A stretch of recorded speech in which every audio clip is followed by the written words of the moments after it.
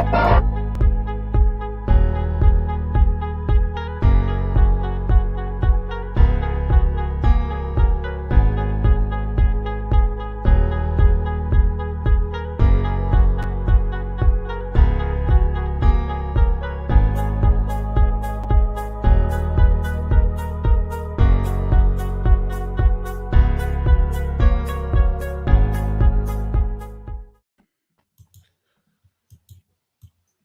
it might help if I have the intro, right?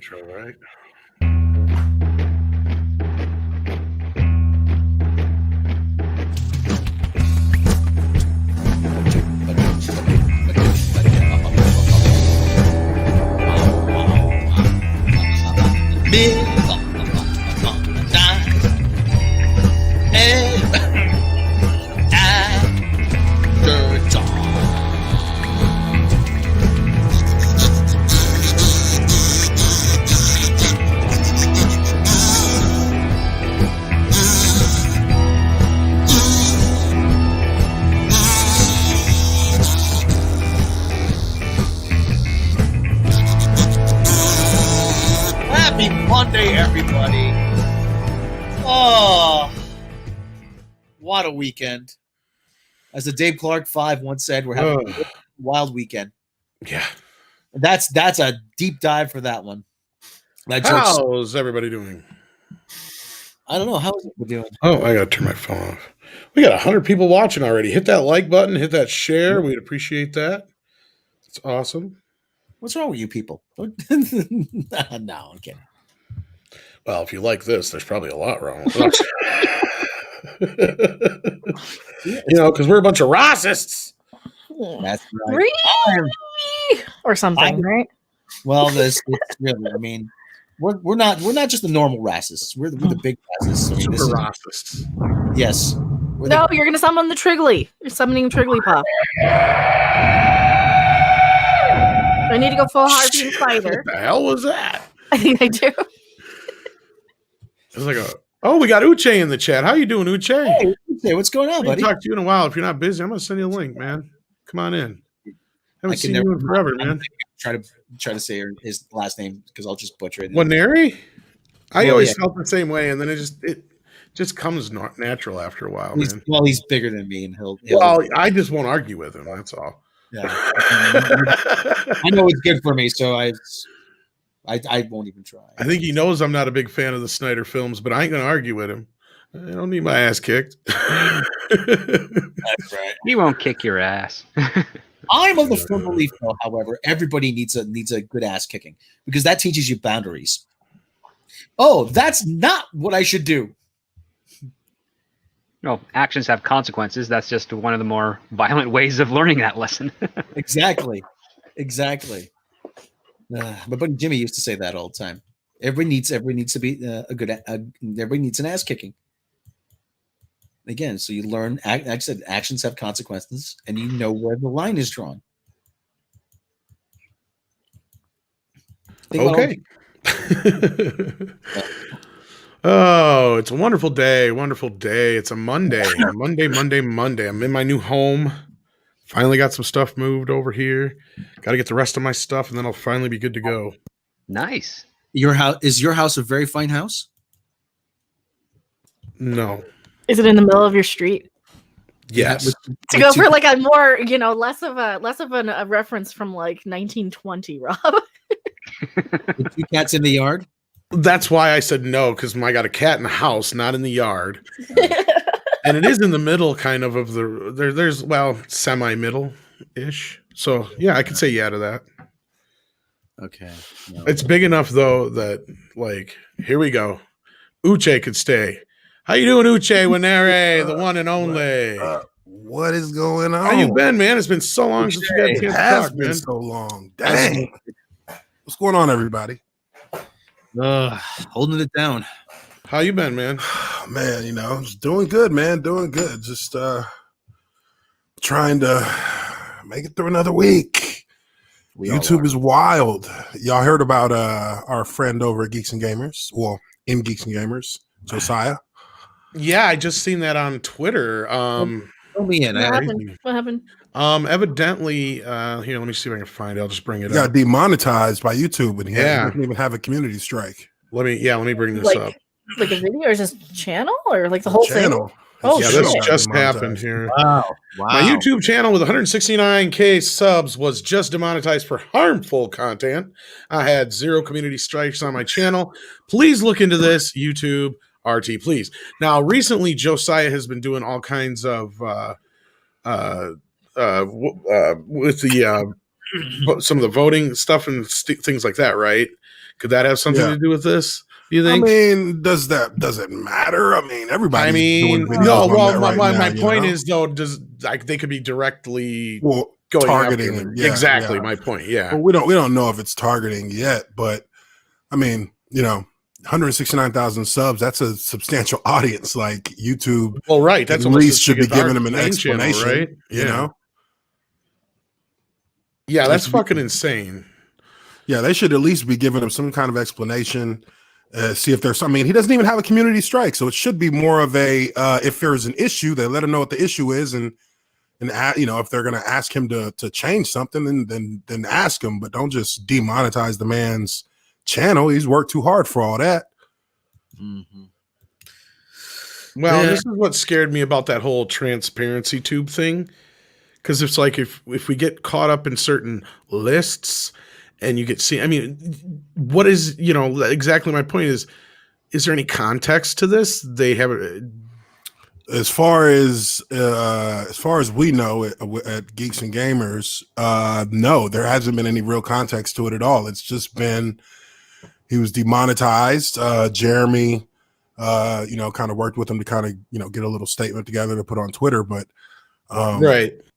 It's it's just kind of out of the blue. Now, I do have a number of YouTubers who are in the sports realm who have had smaller issues with their channels over the past couple of days that were kind of unexplained. One video was deemed, I guess, not suitable for I don't know, not suitable for children or something like that, even though it was just a regular sports commentary analysis video. So could be something potentially that's a system thing, but it's not. It's just really, really out of the blue and kind of weird right now. Right. It didn't specify a specific video. It just said the entire channel, or his entire channel got demonetized. And the way I look at it, okay, everybody's doing election videos who does any kind of pop culture, referencing in their channels. So, there are channels that, everybody's playing on the same playing field. So, it should be fair game for the creators, unless there's specific lines that are crossed, which, his channel's, it's not much different than any other political commentary channel. It's just, it takes swipes at the other side and keep moving. It's not anything that's like specifically like going after one individual, unless it's Jeremy with Brie Larson. Right. Well, here's the thing. Midnight's Edge, we try to stay as politically neutral as possible. And the only time it ever comes up is when it's like directly involved in whatever entertainment news, and of course, in the last couple of years, it's really, there's been, that line has been blurred quite a bit. And, especially this last season here with the election, it has gotten to a point where we've literally seen corporations and studios and, not just individuals taking sides, which to me really raises some red flags. Now, this has nothing to do with who won the election, who didn't win the election, what's going on right now on the outside of this. I'm talking about beforehand. I'm talking about before we even went to vote, right? Yeah, they're kind of just picking at certain channels. I get it when people talk about that on like Twitter and whatnot. It seems like they do that sometimes. Exactly. And Prophet of Doom brings up corporate politics. Well, there's a little difference there. Corporate politics in the entertainment realm generally don't overlap with political politics, as in the Washington kind. But in the last few years, unfortunately, we've seen this overlap more and more. And I should rephrase that. We didn't see that kind of an overlap in our genre entertainment, right, Rob? That's probably a better way of putting it. More so we've seen now, because we've had plenty of movies that are, political films. Don't get me wrong. I mean, you can have like All the President's Men. Yeah, or a political thriller or something like that. Wag the Dog. But again, those aren't superhero films. Those aren't. Primary Colors, which is a political satire, supposedly about Bill Clinton. Like the closest I can think to this before this, and this is a really stupid example, but it is. It's the closest I can really think to this was Battlefield Earth. And Script laughs because he knows what I'm talking about. This was the last time you ever had genre entertainment crossover with something that was not, that was like a political or a movement of some type that was an agenda, right? Because it was the agenda and religious driven. Exactly. Yes, because of the whole Scientology thing. Scientology aspect of it. Exactly my point. I remember that. That's the closest I could think of before we've reached the last, 5, 6, 7 years with entertainment, where it's been all about this, agenda politics with, the woke business and all that kind of stuff. Which again, to reiterate, I don't give a shit about a character, what color they are, what's between their legs, or who they want to fuck, unless it's a porno. Of course, then I care about who they want to fuck. But when it comes to Star Wars, when it comes to, even Star Trek, even Star Trek, it's pretty tongue in cheek when Shatner even used to do stuff like, because Rob and I have made this point before. And I know the guys over at the Geek Blend are making points of this when they're watching, they're rewatching all the Star Trek. Because I said, make sure you take notes of every time, Kirk was macking on a chick, because I swear he did not mack as much in the original show as people think. No, it was Eddie Murphy who less than 10. It was like Eddie Murphy Hooker. and people who really Yeah, exactly. It was go ahead, Rob. Why don't we ask him? Why don't we ask Shatner himself, Mr. Shatner? Are the rumors true about you? Is the legend true that you were quite the ladies' man on the set of Star Trek? Of course. Of course, really. So it's all true. Well, most of it probably. I only exaggerated a little bit. Oh, I heard you exaggerated quite a bit. Not like you did. Oh, but at least your husband forgave you for lying about your size, though. Oh. Yeah. So let me ask you, Bill, did you ever get refunds on those swimming lessons you got for your wife? Man, you really got to go dark, don't you? Really got to go dark. Oh, yes, I do. Oh, my. Well, anyway.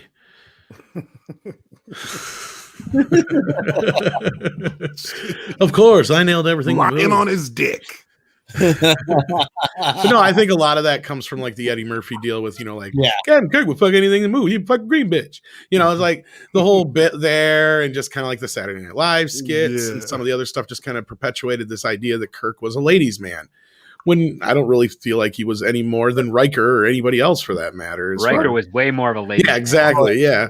Well, Shatner's Kirk had less than, I think, 8 women that he actually kind of had like a romantic relationship with. But like if you watch TJ Hooker in that first 4 seasons, he's got like 200 women. Well, not to mention what's her face was the co-star too. Heather Locklear, yes. Yeah, but he treated her more like a pseudo daughter, so they never really. I know, but it's just that factor of her being in there. I don't know. It just made me think of her. But anyway, back to the whole Josiah thing, though. This is bullshit, right? Did he question? I wonder if he questioned results, or was like, because they've been censoring, they censored the press secretary. Well, and that's what I brought up too. Yeah, that's why I brought that up earlier. It's like I was wondering if they were going after because of that. I don't know. I don't know. I don't think. With YouTube, it works a little bit differently, doesn't it? They gotta actually it actually sends you a breakdown of what it is you're getting, or they're supposed to at least send you a breakdown of what it is exactly that you have violated in order to get your channel demonetized. I just feel like when you're dealing with people's money, you need to be specific. I think they just have any reason, they can just decide one day, oh, you're on the wrong think and you're on the wrong side of history, and we need to get rid of you or something. I think that. Yeah, but that's what user agreements are there for. User agreements are there. If he broke a rule, then say he broke a rule. Don't just demonetize and not actually give him a specific reason. If anything, it's to cover their asses to put down, you did this, you did that, and it breaks these rules. Bam, Yeah. demonetized. Yeah, it makes a lot of sense, but this is like YouTube doesn't make sense anymore. Though. Like they demonetize channels just willy nilly, and then sometimes they'll come back. So hopefully it'll just be a oopsie, and then it'll come back if enough people raise enough of a stink, because that's what they tend to do to a lot of people. Like you saw it with in the past. I can't remember like the exact content creators' names, but they've had this happen from time to time with other content creators before. And hopefully they're going to listen to, everybody else, and hopefully they'll cave to enough pressure of, oh yeah, we're just gonna overturn this, because some people just don't fight back. But well, I just kind of I suggested to him to call, because I know you can get a hold of, you can speak to somebody on the phone or speak to someone online, I guess, if you go through the creators support. And I know I called him a couple times. And I don't know that my situation would be the same as his, but I called him a couple times, and I was just complaining about, I want my verification, because they used to have me verified on YouTube. I called them twice and kind of like, I just kind of deboed him a little bit, and boom, my verification badge was there a week later. Yeah, I think that's one of the things that a lot of people who actually get their channels reinstated, you just have to kind of almost bully them back into caving, because it's just like when SJWs attack people. As long as you don't like cave and apologize, I think usually you can weather it. You can get away with it. But also, like, I part of me is like, YouTube is so massive, right? Do they even know that you got demonetized? They may not even know. It may have hit their system, but the people who actually monitor those systems, people who are actually, checking on updates for any kind of demonetizations or anything, they may actually have not know yet. They may not know for maybe another week that you were demonetized. So don't wait. Call them and tell them and demand that they fix it, because you don't have any strikes. Demand it. Shoot, that's what I would do. Well, and once you hit like 100K, I know you're kind of bringing this up. I brought this up to Andre too. You're supposed to be able to get like some kind of liaison or whatever through YouTube, right? Like, and I can't believe that he hasn't been able to get any kind of answers or anything. Yeah, it's pretty weird. It's weird. It really doesn't make a lot of sense. We're just trying to get the word out, though, just because, he's part of the team and trying to look out for him. But, me and Josiah don't even agree on things like politically, but that again, to me, has nothing to do with it. He's on my team. So I'll go to bat for him. Yeah. Well, getting a liaison on YouTube is I imagine it's kind of like getting a high school guidance counselor. Everybody with, from A to F gets this guy. How much can they really do? Yeah. Again, it's if it's like a targeted thing, that's fucked up, obviously. Right. But I'm hoping that it's just one of them things. It's such a big system that maybe his channel got caught in slipped into a crack, and they just haven't caught on to it yet. Well, I'm just wondering who else has been affected by this. Is it just him? Like, we know of him because he's, you work with him at Geeks and Gamers, and he's part of our circle. But like, I'm trying to figure out. I wonder if anybody else has been affected too that we don't know of yet. And I'd be curious to see if that's what's going on. And Willie, who actually knows a thing or two about how things work over there, says honestly, the grunts who go through so much crap watching the worst of YouTube, they don't care either way. It gets bumped up to trust and safety. So. And that's kind of like what I'm saying. Like, that's a system that's being monitored by people who are. How many videos get uploaded every hour? Right. Right. If they're given like just a bare bones structure on what to look for in channels that could, I guess, switch red flags off.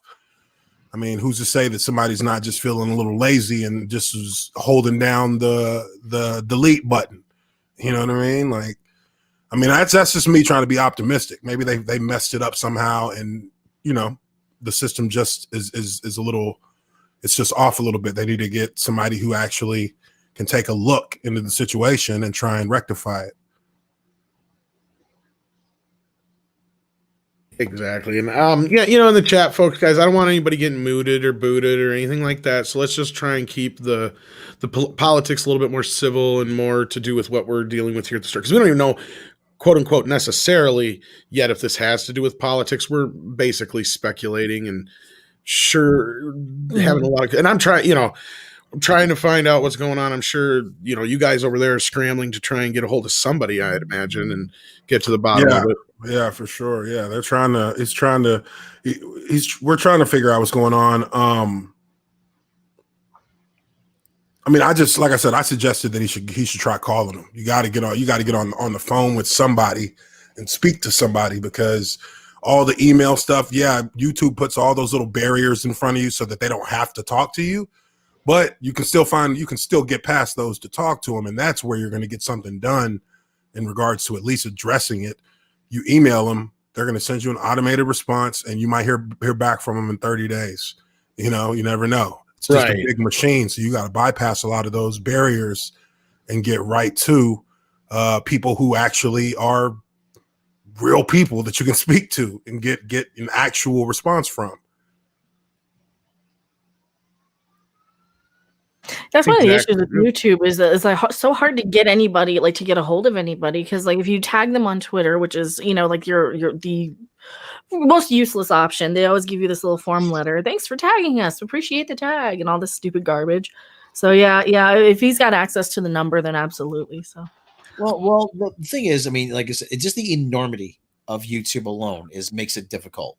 But at the same time, Tom, didn't you say this? YouTube is not a real company. I don't know about that part, but they say nobody works there, which is bullshit. But yeah, I mean, they always it's from what we've heard, it's not even like if they don't even have like real offices, right? I mean, isn't that the case? They say that, but didn't they have that incident there like 2 years ago or 3 years ago or something like that? Like kind of that proved them when they said that was bullshit. I mean, I don't know. I just I don't know. Sparking a bowl in Josiah's honor. A bowl. Smoke a bowl full of Fruit Loops. Like George Carlin. I smoked a bong full of Fruit Loops. Watch a mid-morning movie. I'll come around 2:00 if I feel like it. It's my job. Let me do it my way. Yeah. Just as long as you're in a state where it's legal. That's my thing. I never thought I'd be so envious of somebody hacking. Decriminalized. It's getting better in a lot of places. 5 for 5 this year on legal states now. And I always bring this up is you live out without giving away too much. You live out on the West Coast. Oh, me? Yeah, Uche. Yeah. Oh man, I'm in Atlanta. Oh, okay. The ATL. Yes. Okay. The ATL. Yeah. Yeah, it's decriminalized, dude, out here. And even, I mean, look, I guess this is just a little bit more transparency than I probably owe anybody, but I've been pulled over. Cops like, hey, your car smells like weed. I'm like, indeed it does. And he's like, what you got in there? Just personal or you're making a shipment? I said, well, shit, I ain't making no shipment.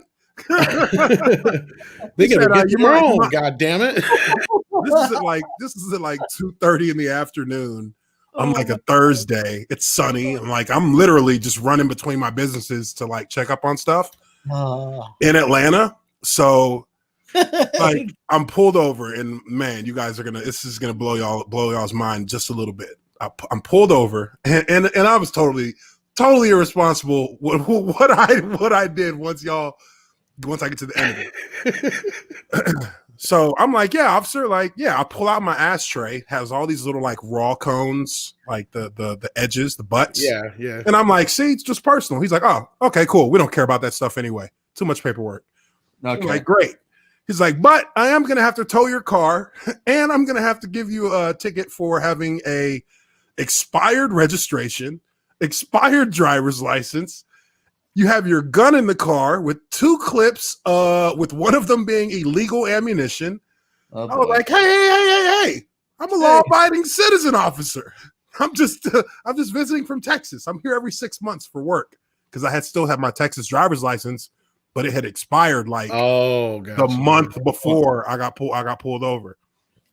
So, but the cop, and again, this is a story that you might not expect to hear from a black guy. But the cop was cool as hell. Didn't mess with me on the weed. He did give me a ticket for expired tags. Towed my truck. Gave me back my gun and both clips of ammunition. Told me, hey, one of these is illegal ammo. Thought I'd just let you know. Here you go. I'm like, all right, cool. Put them in my pocket. I'm standing on the side of the road on Peachtree in Atlanta, watching my car get towed down the street. He told me, hey, once I tow it, you can just go back there and get it. Just, try not to get pulled over again for it before you get back to the house. So I'm like, cool. The tow truck spot was literally like half a mile walk from where I was actually standing. I was standing in front of a strip club. And yeah, I was literally like stranded on the side of the road in front of a strip club, watching my car get towed down the street. Got an Uber, got in my car, went and got my car back out from being towed. And, went home. I got it registered and everything the next day. I literally forgot it. I was like 3 months off too. But yeah, I was thinking about that and I was like, wow, if that was in any other part of this state than Atlanta, my ass would have been in jail and then some. Well, just the fact that you're telling that story and you're still alive and had that much. I mean, you're making your point very clear. Is that not all cops are assholes? Yeah, not all cops are assholes. And for those who may not know, Uche's a pretty big black dude, so they would probably act all like, put your hands on the hood and shit like that in most places. Well, to be fair, the cop was Mexican. Oh, cool. I'm glad to hear it because, I'm so sick of hearing the other stories all the time on the media, all the time. I know cops, and look, man, it's Atlanta. Now, if there's one thing, if anybody's here has ever been to Atlanta, there's a few things you got to understand. One, and this is like my honest opinion, I think Atlanta is the most American city in America. Because it is a true melting pot of every single. I think it's more of a melting pot than New York is. People don't even realize Atlanta is one of the most diverse yet still completely southern cities that you'll in the country, and it doesn't really get much more mixed up than it is in Atlanta, and people coexist just fine. That's the crazy part. People coexist just fine. But the thing about Atlanta is that, with that being said, people smoke weed everywhere in Atlanta, on the street, inside the buildings, in front of cops. Cops don't care. It's not something that they're going to deal with. They're not going to waste a day's worth of paperwork on even arguing with people who really culturally in the city, that's what people do. They're going to smoke, and it's not much you can do about it. So just a little extra. I keep saying, look for more states to legalize weed as they Well, they got a little bit better this last time around, but it just always reminds me of that Dave Chappelle bit. You never talk to the cops. Hi, that's a waste of weed. Yeah, now I'm not going to say that I actively have ever. I ain't smoking in front of the cop, but I mean, if I'm at the corner and I know that he don't care, I might take one quick little. I was like, Chip, no, but it was too late. Walking. Up here, in the, you think it'd be more in the South, but up here in the Northeast, I mean, there's still that old stigma attached, that reefer madness shit. That's oh God. About weed. Oh my God! If we legalize marijuana, people will come here from out of state to use it. I'm like, and the consumption of Oreos went up. That's about it. Oh man. It's crazy. People driving while high, but they drive drunk. That's okay. Oh shit! You're paranoid. You're paranoid driving high. Yeah, no shit. It's like, how's my driving, anybody. man? I think we're parked, man. I know we got to get to some super chats here. I'm so sorry, folks. You've been really patient, and I appreciate it. But I got some video footage of you getting pulled over, Uche. Here we go. Sir, how high are you? No, officer, you're wrong. It's high. How are you?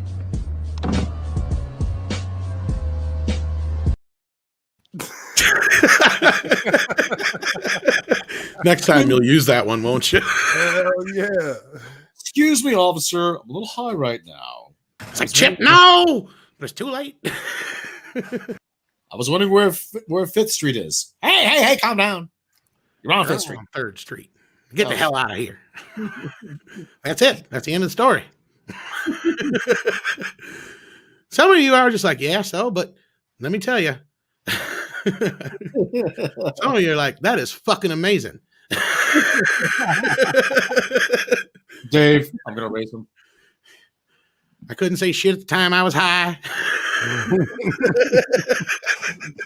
The moment of truth for anybody who smokes is when a cop asks you if you've been smoking weed. Because you have like 3 seconds to answer. Yeah, right. And in that moment, you're arguing in your brain. Don't you dare tell them you're high. Dude, if you lie like, but if I tell them, maybe if he finds out, you're really fucked. Exactly. Like, wait, no, don't tell him, you idiot. He's expecting you to say no. And then you can tell you're thinking about it. It takes too long. You're like, I was earlier. See, you think it's 3 seconds going through your mind, but it's really like 30 minutes. And the cops That's what are I'm saying. Like, the cops are like really suspicious now. It's like, are you ever going to answer this question? Like, and with those body cams they have now, they can see the elapsed time of how long it takes for a response. Like, this guy actually stood there for 4 minutes looking directly at me. Never said a word. By the time we got him to say something, he said, "What's weed?" then we knew he was high. Opening check case, Jonathan. Then he thought we were asking where we could get some, and he's like, "Oh yeah, I got up the store up away." Yeah, dude, I've got some crazy weed stories. I've got a couple, but probably not as many as you do. Oh man, my craziest one is shared with a few of us here, and that is getting fucked up with Clint Howard in Vegas. But yeah, that's better than any one of mine. It was fun. It was definitely fun. I mean, I did smoke with Colin Farrell. Oh, that's cool. There you go. There you go. Yeah, that was my very first time in Vegas back in 2007. Cool. Wow. But, all right, we got to get on these super chats. I apologize, guys, for taking so long. We've got a super sticker from Tatsunami. Sends in CHF. What is that? That's Swiss francs? That's Swiss francs, yeah. $1.50 or 150 Swiss francs, and sends in some popcorn. Fat Steven Seagal beat up Pedro, says, sounds like he got leafied. Leafied? Leafed? Leafied? Is that how you say it? I don't even know what that is. What does that mean? I mean, I'm only thinking about Ryan Leaf, but that's... Yeah, I don't know what that means. You'll have to tell me what that means, Fat Steven Skull. You don't have to super chat again. Just let me know. Culture Casino, our buddy, sends in $1.49 Doomacorn super sticker. Thank you so much. Mr. Wolverine 007 says, okay, I'm here now. What you talking about tonight? Well, so far, we're talking about Josiah because that just dropped and happened just before we went live. But we do have a couple other... subjects to get into here, but we also invited Uche on, who we haven't talked to in a very long time, and it's been fun so far. Been a fun 30. Holy shit, it's been 30 minutes. See, script is right. You get high, next thing you know, 30 minutes have gone by. You're like, it was 2 minutes ago, 30 minutes ago, man. We just started the stream like 33 minutes ago. It's the new form of time travel, ladies and gentlemen. Oh, that's not even funny. I actually had a script based on. Anyway, Mark C sends $5. It's not a clip; it's a magazine. Just saying. Oh, he's talking about the gun part. Okay, yeah, I guess you're being the technical aspect of it. Yeah. Oh, okay. Yeah. That. That was what you put magazines on. Yeah. Well, Did you hear Dave Chappelle's bit? And he goes, "Do you ever drink till you black out, or as I call it, time travel? You drink and you black out. You wake up. You're drinking. You black out. You wake up. You're working at McDonald's. It's 3 years later. You still haven't made assistant manager." that's the story of my life. Stephen Otten sends in $5, and I didn't skip yours, Matt G. There's a reason for my. There's a method to my madness. I would say buy your own weed, please. That's exactly what I joked. Yeah, I'll be arrested. I'll be likely be arrested or canceled from YouTube. Nah, you're good, Steven, and that was pretty funny, man. Toxic Man Flu sends in the last one we got so far. Smoking weed is a sign of weakness. Unlike whiskey, I drink every day, which is medicated. Well, I can disagree with that, but anyhow, I see it the other way around. But hey, to each his own poison. However you do it, as long as you're not hurting anybody, I don't care. And yes, we are all caught up now, except for the Matt G one, which I said before. He says, I saw TMNT at AMC Theater, so the next time I go there, is it still going to be an AMC? That's a very good question, Matt, and I'm glad you brought that up because one of our topics today is the theater chains, again, are asking for a handout. Man, I drove by an AMC the other day, man. It was actually kind of sad driving by it and the parking lot's still empty. Like, yeah. I mean, I know here in Atlanta, I don't really even think we really closed down because even when it was locked down, I mean, I was hearing about parties going on all over the place. I'm like, COVID parties? Yeah, I'm good. Wait, they're going to exchange though? There are parties to go exchange COVID, or? It was just a COVID party. It was like a club would like keep all their lights off, act like they're not open. It would look like it was closed from the outside, but if you go around back, oh wow, like a sneakeasy. Yeah, they got a line in the back, and people are going in the party. No this is shit. Like week 2 of the lockdown. No wonder we can't keep this shit under wraps. Adam Mulford sends in $5. Season 4 of STD will have a new drive called We Drive. Might make the show better. Jeez. Mikey Spock will have to smoke.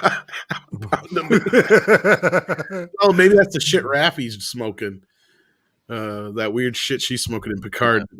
Is supposed to yeah. Uche, you see Star Trek Picard? I saw parts of it. I didn't really. I mean, I don't like any Star Trek that isn't like Deep Space Nine style type. But the whole thing we said about this, and they always pat themselves on the back. Yay, diversity, diversity, diversity.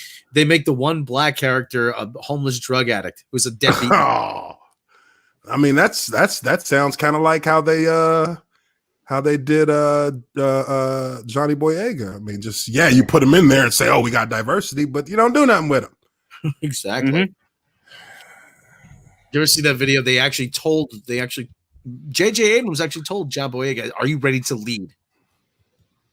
Wow, dude! Can you imagine if they would have got that right? That would have probably surpassed the original trilogy, and just like. That would have been one of the greatest personal redemption arcs of Star Wars, next to Darth Vader. I mean, you know what I mean? Like, dude, I was so disappointed. I mean, we all knew what was coming, but I remember when Force Awakens came out and, first time seeing, Finn and just kind of seeing where his arc was going. I thought he was going to be a Jedi. I was like, it's going to be him and Rey. And that would be like awesomeness personified. Because there's a yin to the yang, maybe Rey is more gifted from the physical force use, and Finn is more, he's able to do more. Maybe he's more battle meditation type. You know what I mean? I was thinking like Finn more wisdom and Rey more like brawn type of thing. Yeah. Well, I guess that's kind of what I'm saying. Like he has a more strategic, bigger picture mind that. It's going to give him more perspective, but Rey is the warrior, the guardian. Mm-hmm. Yeah, well, God dang, and you can't get that back neither. They screw that up, and it's over. Oh God, yeah. Mm-hmm. Yeah. But don't worry, I was going to say Leslie Headland loves all the Star Wars. Oh, we'll get to that. Diego Flores sends it a 5 Peruvian souls. In fact, I know I'm glad you're here, Uche, because we're going to talk some Star Wars right after this. We're just going to go through this real quick. But he goes, while my country's Congress just vacated the president, legally, might I add, this is a fun moment. Still more entertaining than STD, though. Well, that's something, Diego Flores. Sounds like USA is not the only one in tumultuous times right now politically. So hopefully everything goes well for you guys over there. Damn. So yeah, theater owners implore Congress for more aid to cinemas. I'm a bit mixed on this one, Rob and Script and Mecca and Uche, because to me the theaters aren't the studios, right? No. I mean, they employ everyday people. They're a business. Yeah, the movies are a big part of their business, but they're not the only part of their business. And I brought it up before, is a lot of the complaints most people have with theaters nowadays, the high prices, the food prices, the annoying people, all these things can be really traced back to the studios being more and more greedy. And Andre and I had the same conversation. I know Rob and I and these guys have on the show too, where I brought up, if anything, the studios should be bailing out the theaters because they're the ones who are going to need them once this is done. But the studios have already said good luck on the other end of this because they're banking on streaming. But I think one thing they've noticed, especially with this whole jump to try and sell No Time to Die, was that they can't make the kind of money to selling it POV. They have to sell it to like Netflix or Apple or somebody for a high price to be able to make that kind of money back on a $200-300 million film. So I'm just curious how you guys see this coming off on the other end after all this is said and done. If there is no theaters left, I mean, what if they do tell them sorry? No, which, I mean, it's hard to say what's going to happen here. I mean, theaters are not an essential business, and I know there's a lot of people who do not want them to get any money out of this. So, what do you think, Uche? Let's start with you. Honestly, man, I feel like as an entrepreneur, I feel like you have to look out for the small businesses that represent the movie theaters because, those are more satellite representative for the corporation than they are actually intact to the full structure of a corporation. So, you have managers, you have owners. I mean, I think in some, and correct me if I'm wrong, I think in some cases they franchise out movie theaters. So there definitely is a small business aspect to it that I think needs to be respected, at least for the employees. I mean, at least for the employees. Maybe there should be more a small or an allotment of funds for the theaters to give their employees if they're not going to give it to the theaters themselves. Because, I mean, they're also publicly traded and they have their own investors on their end. That's what I look at it at the ground level spot. And that's where I feel like there maybe does need to be some funding given to them because there are people who work there who haven't worked in, 10 months, 11 months, almost 10 months now. So, I mean, I can see and I can see the other side of that argument as well. I mean, these are big corporations that got people who invest in them and they're in contracts with movie studios, but we all know the movie studios ain't coming off nothing because they're the ones that spend the $200 million on a movie. And if they can't put it in theaters, until they can put it in theaters, they're sitting on a $200+ million loss. Mm-hmm. So they're definitely not giving their chips up. So, because once they start doing that, all it's going to take is 8 more months of them having to split their funds and they're going to start going under. So there's got to be somewhere where they cut the bleeding, and the movie theaters are the ones that are going to always take the biggest brunt. I say convert the movie theaters into weed dispensaries. Perfect. But also I think there's an argument for movie theaters being essential. Because I mean look, they gave weed dispensaries essential status. So, I mean, those can be kind of considered. They also gave bars and alcohol stores essential status. That's true. Too. I mean, That's what I'm trying to say. It's like I look at it and I'm not seeing it as we're saving the studios, but we're saving the people's jobs. Like there's a lot of people who work there that aren't making millions of dollars. I mean, they're just like you and me, and there's probably folks in the chat who may even work for like AMC.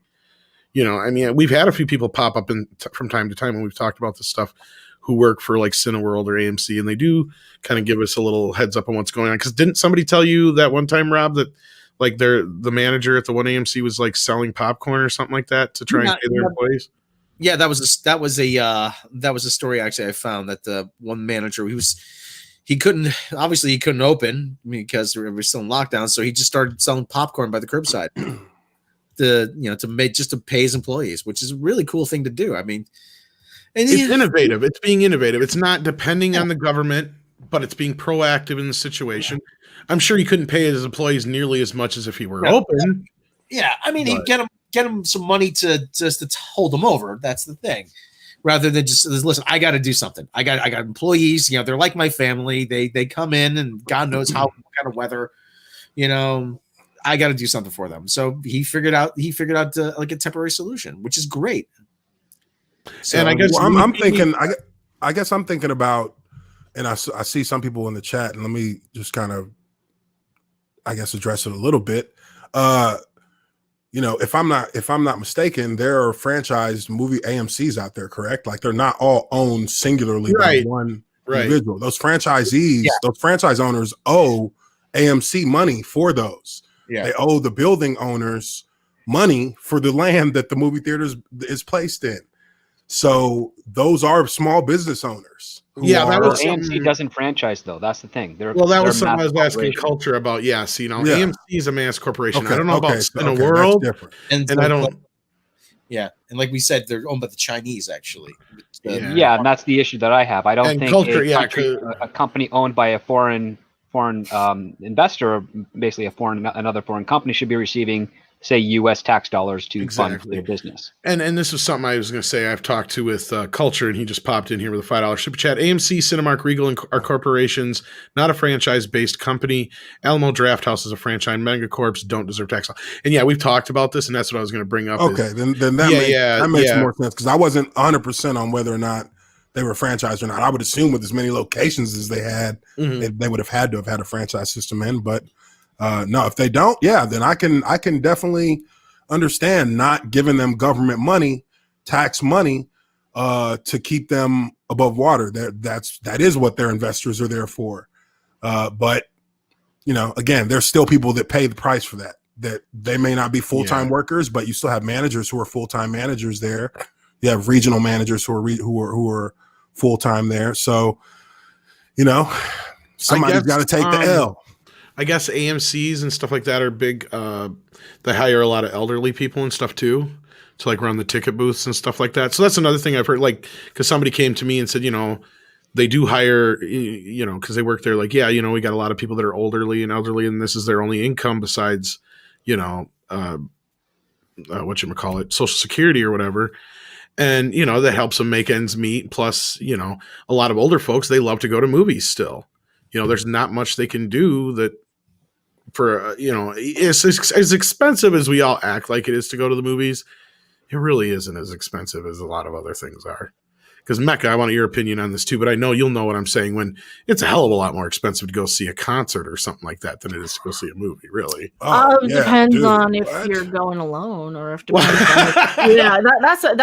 I mean, let's put it this way. I haven't been to a concert in over 20 years, and I think I paid almost $100 bucks a pop to go see like John Mellencamp, and that was like 20 years ago. I can't imagine what it costs now. Like, dude, that's like the average for the bad seats. I think it was like $80 to see Ghost on the floor, and I was like, that's pretty good, but that's still pretty high for one person compared to. Yeah, but I mean, I'd rather see a concert than. Well, I know comparatively, it's a little bit different experience. Don't get me wrong. It was $125 to see Paul McCartney at Yankee Stadium, and that was 2011. That's a fucking steal, because like the last time Paul came through, I just checked.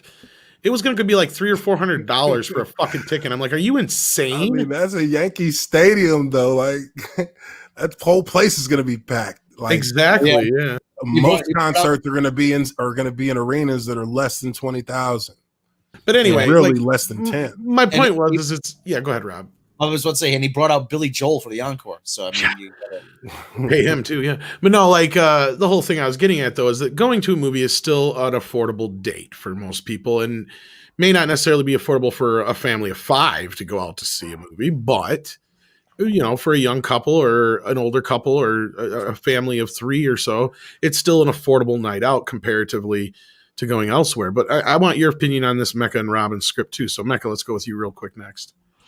On going to the movies? Like, I don't not so much going to the movies, but like, yeah, I know you don't like going, but like the whole fact of whether or not they deserve any kind of tax breaks. No, fuck them. We have to save for a rainy day just like anybody else. And with all the billions and billions and billions of dollars that between Hollywood and the studios and the theaters get, why the crap couldn't they saved a little bit? Why the hell? What the hell's their problem? They're a giant mega corporation.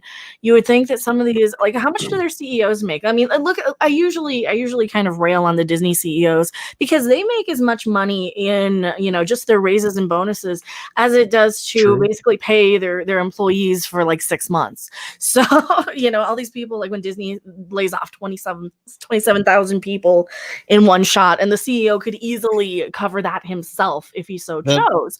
So I have, what, screw the theaters. We'll rebuild something better. Something better will come along that people actually want to spend their money on, what little they have. And yeah, these theaters can go under. The CEO of AMC, Adam Aron, made $9.7 million last year. That's not a whole lot for a CEO, even but still. Well, comparatively, I mean, yeah, but still, comparatively to your guy who's working, 12 hours a week at minimum wage. I mean, it's not chump change, but he's still got a house in the Hamptons, a couple mistresses on the side. Yeah. And that's really one of the issues that I see is that nothing, like, there's no reason for these theaters, like, there's no reason, like, if they bail out these theaters, what makes them think that these theaters are going to do anything to, I don't know, rehire the employees that got let go, to make their lives any better, to try and make up for all that? Because a lot of these employees probably went on to do something else anyway. So, I mean, they're not going to be going back to their theater jobs. I don't know. Something's got to change, I think. Anyone else want to? No, you've got a lot of valid points. I mean, yeah, go ahead, Rob. Pick up from there. They're going to have to come up with a new business model. Mm-hmm.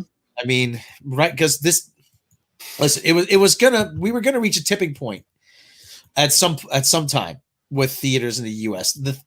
Despite the whole thing about China and Russia growing, the audience has been on decline in the U.S. for the last right. Well, we've been predicting the streaming wars were going to happen, and this portion of the streaming wars was something we saw as a latter part, but the coup brought it to the forefront, I think, more so. Like, because this is something I've seen it maybe happening 10 years from now, not now.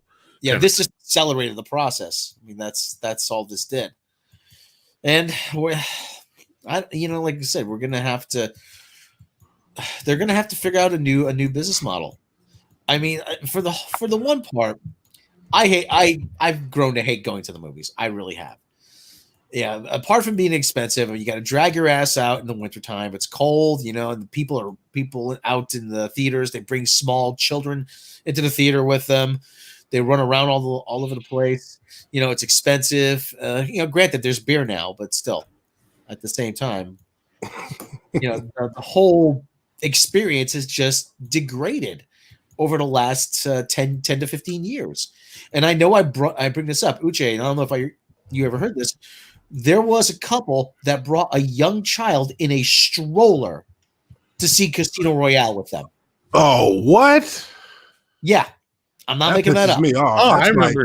No. You should know not to do that. I remember going to a midnight showing of Freddy versus Jason, and some people brought like their 4, 5, and 6-year-old kids with them. It was fucking I hate when parents do that. Like, if you're in a rated R movie and I see kids coming in, I'm like, yo, I almost want to go get a refund and come back to a different time. Yeah, exactly. And there's one guy, I remember there's a couple guys in the back of me where we had the running commentary of Spider-Man from 2002.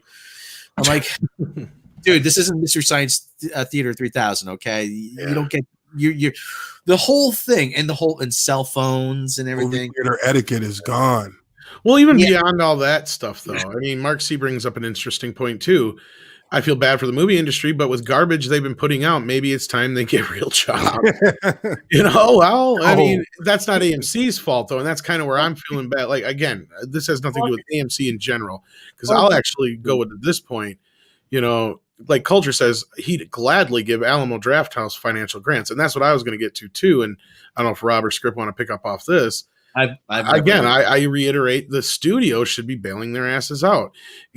It shouldn't be, as far as like if the government's going to come in and give anything, it should be to the smaller businesses. It should be to the not AMC and shit, basically. But anyway, go ahead, Rob. I don't know. I've never been to an Alamo Drafthouse. I mean, well, they're an independent franchise or whatever, to where they're not a corporation type situation. Well, I mean, they're a corporation, but you franchise them out. Right. They're like they're a combination of restaurant, of dining, and theater, and that has more of an advantage than a traditional movie theater, because in a time where eventually we'll get back to no longer needing social distancing, people are going to want to go out and talk, and you can't actually do that in the etiquette of a movie theater. You have to go someplace, be silent for 90 minutes to 2 hours, and then afterwards you can gossip about what you saw. And I think there's going to be a cultural shift where people don't want to go somewhere out in public and be silent for 2 hours when they've been silent and stuck indoors, not able to talk to people for between 2 and 6 months. When I went to see Force Awakens, I remember there was a little kid, maybe 3 or 4 years old, running up and down the aisles, climbing on the seat backs. And he's like, "Oh, the light!" And he's just like all the lights along the aisle, to show people the way. Oh, lights, mom, dad, look, lights. Grab that little shit. And then his mom and dad shows how terrible The Force Awakens is. They're not enthralled by the movie. Yeah. Well, anyway, his mom and dad were saying, "Shh, you have to sit down, be quiet." Yeah, people were trying to watch the movie, and his little voice said, "No." Oh. And he did this like 2-3 times, and finally, during the final climactic scene, he went, "No." Then he decided to go, He decided to cry. Like, "Mommy and Daddy told me what to do." Shut that fucking kid up. You know what? Okay, listen. I always say this. Moms, dads out there, I know you want, and okay, when things get back to normal, I know you want a night out. Okay, but at the same time, if you have young children, there are certain things you have to make sacrifices for, and one of them is a night out at the movies. I understand a lot of people can't afford babysitters. Okay, you know what? And I can sympathize with that. However, you are going into a shared space. The age for kids to go to the movies should be what, about maybe second grade? First or second grade, because that's when you learn to sit still and be quiet for long stretches at a time. If they're not old enough in second grade, you know what? Don't bring them to the movies. And Lord knows my parents made sacrifices for years with 5 kids, and going to the movies was one of them. Well, that's one thing I've said. The thing about going to the movies is we can bitch and complain about certain aspects of the movie all we want, when it's really our neighbors who are the problems and us. We're not all innocent. I'm sure there's been times where we've been an asshole during a movie, but that's the thing, is we all need to remember, like, we're in a fucking, public setting, and Mecca will know what I'm talking about too. When it's just constant, like, why do we have to like fucking make sure everybody in the world can do what they want and not have to worry about everybody else? It's the whole, the needs of the one over the many kind of shit. It's like just the lack of the etiquette. Yeah. Like, etiquette plays a role in every like activity you do. Like when you're out in public, there's a certain etiquettes that you just are supposed to follow. Like that's how my parents taught me. Like when you go to the movies, shut your ass up and watch the movie. Like that's it. You get everything you want before you go in the theater. You get your candy, you get your drink, get your popcorn, go use the bathroom. Because once you get in the movie, you're sitting down and watching a movie. And the experience, that my childhood movie experiences were always something I look forward to, because it's like, that is like the community kind of, or it was the community kind of hangout for everybody whenever movies would come out back in the 90s. But I mean, the experience is just kind of, it's lost some of its luster because people just can do whatever they want in there sometimes. So I agree. They have the opportunity to teach these kids how to do this before they get to the theaters. You have a television, you have DVD, Blu-ray, VHS. You teach them when the movie's on, you sit still, you be quiet, you pay attention. When they can do that without you having to Constantly them or correct whatever, talk to them about like crying or what have you, then you know, okay, yeah, they're ready to go out in public and see a theater. You give them that trial run. If they cooperate, you're good to go. If they don't, well, back to the living room, back to teach them how to do it, because that's how you have to do, because there's a responsibility to you as a parent to raise your children to have etiquette and respect for public people and public places. I remember I was watching a movie. I think I was watching Shrek with my niece one time. And she was really little. She was like maybe 4 or 5 years old. And she was a little, she's a little chatterbox. And she was, bah, bah, bah, bah, bah, bah. And I said, Sam, we gotta be quiet. The movie's on. Okay. And then she looks at me. Why? I was like, so we can hear what they're saying. That's fine. I'm like, okay, yeah, not ready. Not ready for this.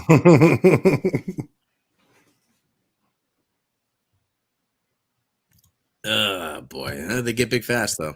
Oh, yeah. Well, I hope Congress doesn't give AMC any money. I don't think larger corporations like that deserve it. I think, Tom, you're correct. I believe that the studios should be taking out loans from banks and whatnot to subsidize the theaters that they want to end up one day showing their films. I think is the best relationship tactic they can have. And mostly to further answer your question, Mecca, studios, big studios, they don't actually keep money as much as they want to. They have to spend that out as quickly as possible, because it's better to give them to the employees than to have the company be default on something and then have to physically give any sort of liquid cash back. So they try to spend that as much as they can as quickly as possible, and everything's kind of like produced on margin, as it were. So it's all just a mirage of actual money. I mean, there is real money, but it's all basically being owed to banks and other investors. So they're just like everybody else. They're just in debt all the time. Exactly. Yeah. Yeah. And then, but except for like you have studios like Disney, where a lot of their revenue comes from the parks, and that's why they're hurting so much right now. Like that's where they have so much, disposable income to be buying all kinds of shit all the time. And Universal is owned by Comcast, and same thing now with Warner Brothers being owned by AT&T, which are both, service providers. So like they have all other businesses that are subsidiaries that can have cash for expenses, but they try not to save it because they do know that it's going to eat into other things. So they try to spend it as much as possible, either paying off an older loan or paying off their employees or giving out bonuses and whatnot, just to get the money out there, so that the least amount of income they can claim at the end of the fiscal year, the less taxes they have to pay, the less everything else they have to worry about. But the point is, though, is that Warner and Universal are the only ones who are basically bulletproof right now. This whole Bond thing proved that, like, basically this movie could sink MGM. Like, MGM might not. They need money if they're putting Bond up for sale. Exactly. Like, this is it. This is all guaranteed money maker already that they're willing to give up completely. Because they can't afford not to lose any more money. That's where they're at. Like, they're done.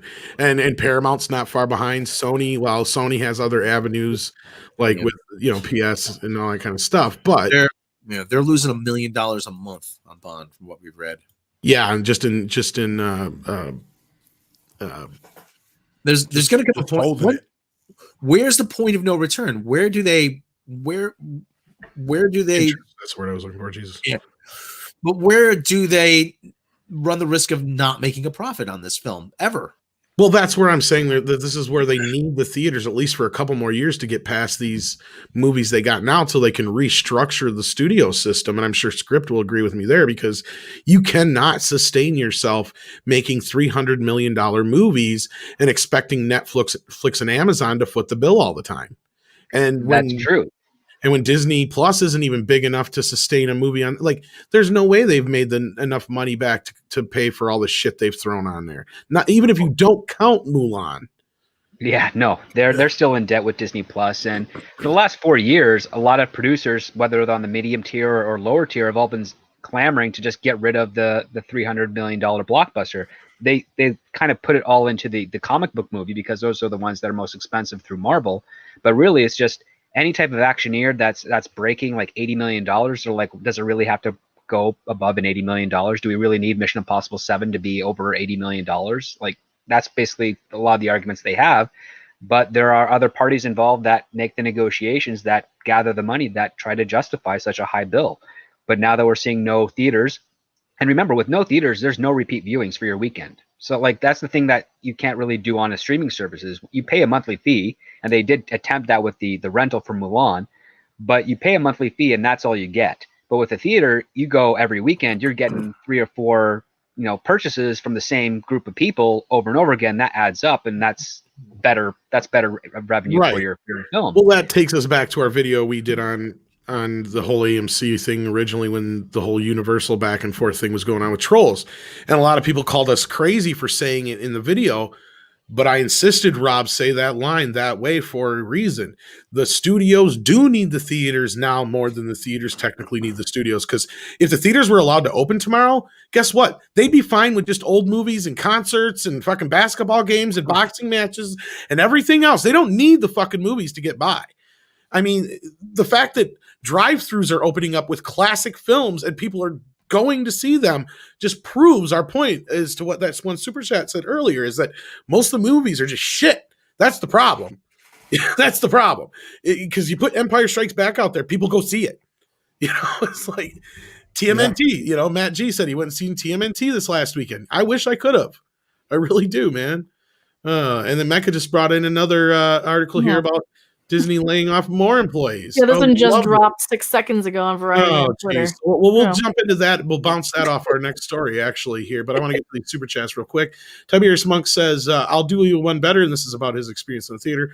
I saw Amazing Spider-Man with a kid who had those freaking shoes that light up every time that Spawn of Satan walked. Wow. I don't know if that'd be almost as annoying, but I'd rather deal with like maybe some flashy things here and there than just, loud, obnoxious kids and people who don't shut up. A lot of times it's not even the kids in my experience. It's usually like teenagers that are the worst to deal with. Mad Mardigan sent in $5. Hey everyone, good to see Mr. Wineri on the panel. I had a blast reading the thread about oh God. Yeah, Rob and I've had a busy afternoon here on Twitter. Defending it because we're the only people on the internet who don't like Spider-Verse, besides Mecca, of course. Nikki D sent in $5. Of course, I never asked you, Script, how you felt about it. No, you got Into the Spider-Verse? Yeah. It was all right. I mean, there's a lot of things that I felt were weird. Literally the best part of the movie for me was seeing the Chris Pine Spider-Man right before he gets killed. Like, I'm like, oh, that's a Spider-Man movie I want to see. And I'd love to see him train like the Miles Morales character, because that's interesting and I can see some fun difficulties.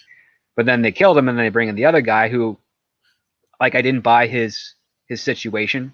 Like, they just didn't feel Peter Parker-y to put him in that.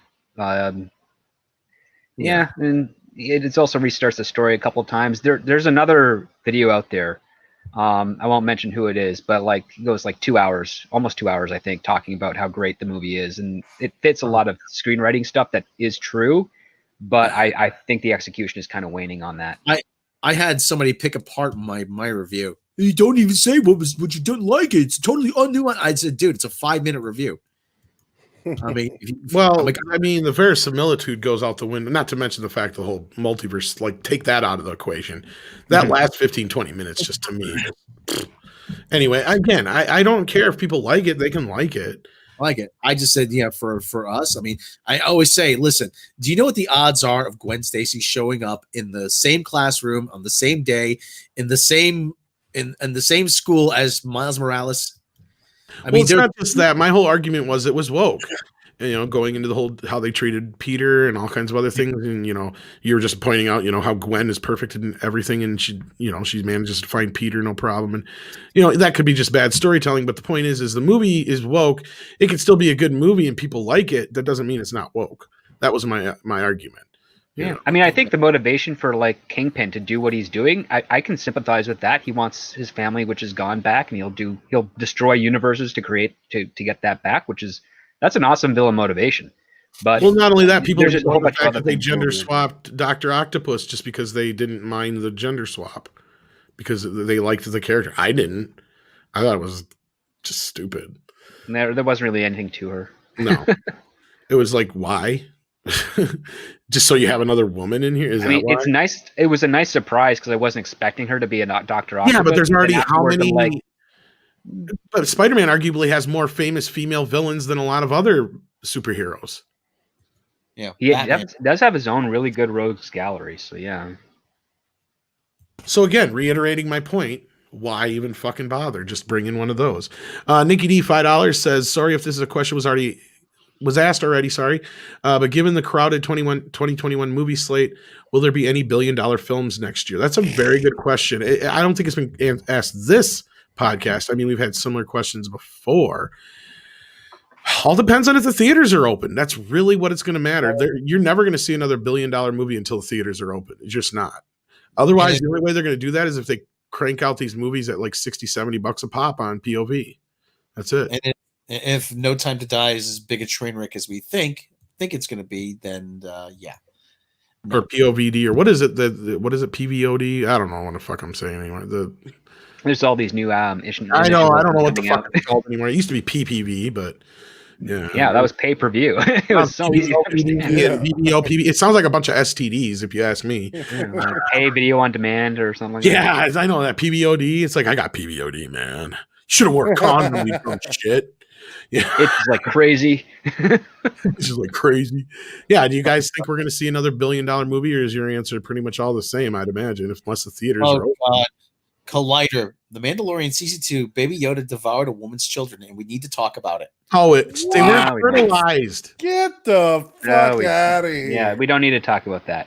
With regards to a billion-dollar movie, it all depends on if there's enough money in the audience to pay to make that $1 billion. That's the thing. There a lot of people out of work. And Matt G says, the Phantom Menace on the big screens can save us. Well, you never know. Not just watching them in a theater you rent, but maybe we'll make a movie someday. Some of us are already possibly working on such things. Adam Wolford sends in another $5. Thank you so much. Ma and my girlfriend wouldn't take our kids to a theater just because of something happened. 1 9 and other 7 months, so we just stay home. And that's perfectly understandable. Oh, yeah. You know, and if it's one of those things where it's once in a while, maybe that movie, that movie you just gotta see. You know what I mean? Like, you get a babysitter, but if you don't feel comfortable with that, that's your choice. Nobody get a Roomba. Have the Roomba watch the kid. Anymore. You're almost better off. Hook it up to Alexa. Keep it all networked. You're good. In some instances, you're almost better off because can't trust people any more than you can in machines. Mr. Tickle Trunk, I love that name, sends in $5 from Canada. If there wasn't the coof, I would personally rent a theater more than once to see Stuff and Friends Again. Party plus Big Trouble in Little China. Well, you can actually rent out some theaters. Unfortunately, I think they stick you with a specific list of movies you can choose.